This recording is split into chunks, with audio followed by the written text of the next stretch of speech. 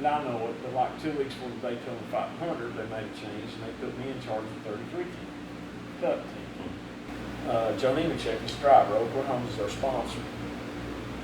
Little did I know that time either was that Andy told me later, he said, I would never have been surprised if the company pulled the sponsorship to stop anytime during the year. He said, I sweated every morning. Because they were, they were cutting back, they were doing whatever, and they never missed a payment. They're good people, really good people. And in October that year, we went to Rockingham. It was one of the Pop Secret 400. I ever seen so much popcorn in all my life. But Joe stomped a mud hole in them that day.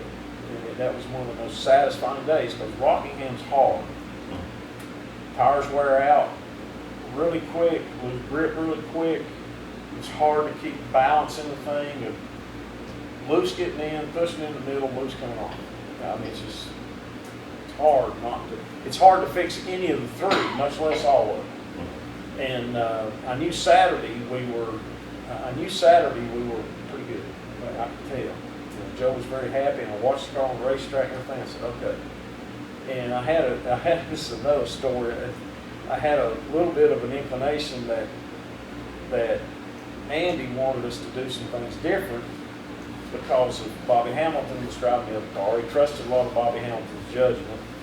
Hamilton had kind of his own way of suspension stuff and chassis stuff, and I kind of felt, I said, I'm going to get a lot of pressure tomorrow to change a lot of stuff, before this race. And I don't think that's something I'm going to do. So I told my guys, I said, do everything you can before we leave the racetrack on Saturday. This was back when we had happy hour practice and we'd come in the next day and put it on the line. I said, get the thing done. Do everything you can do to get this thing done in the seat. I said, because I want to be the first one through inspection tomorrow. Oh, look at me. I said, I think they knew what I was talking about. I said, okay. I said, get everything done today before we leave. Come in tomorrow, we put tires on it, and we'll motor up, put it on the line. So that's what we did. Andy comes in about 9 o'clock. He said, okay, I've been talking to Bobby. And got this, that, and the other. He said, here's what I think we need to do. I said, okay. I think you're too late. What? I said, because that thing's on the line. You done been through tech? I said, yeah. Oh gosh. I said, no. I said, Andy, tell me that thing's going to be stacked. I said, give me a top 5 car, promise. Okay. Well, what'd you do from yesterday? I thought we did a little bit of stuff. I said, we did this, we did that. He said, all right, we'll see what happens. Started the race, I think we qualified 13th, which is pretty good for us. Joe Nemechek has come in, Bill. Well, Joe Nemechek also wants that tearaway off the windshield so he can see a little bit better. No changes on this car. It's just 4 tires and fuel. This is really amazing. You've got a guy that's leaving this team, a team that doesn't have a sponsor for next season, and right now at this point threatening for the win. 8th, 7th, 6th, 5th, he got along about 4th and come off the 4th turn and drove under maybe Tony Stewart or Jeff Gordon and I remember Andy being on the box. There was a young guy that was the engineer in between us. He didn't say a word after this.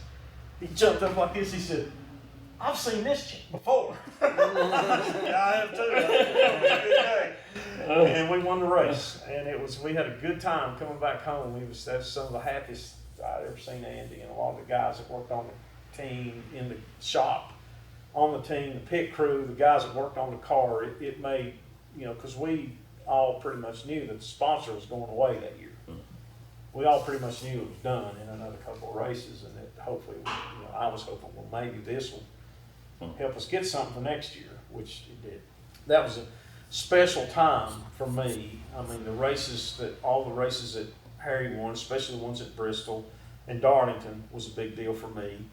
And Rick Wilson at Bristol and Dover, all those were good, but the man, that winning that Cup race in a place like Rockingham was like, okay, this is something that's not easy to do.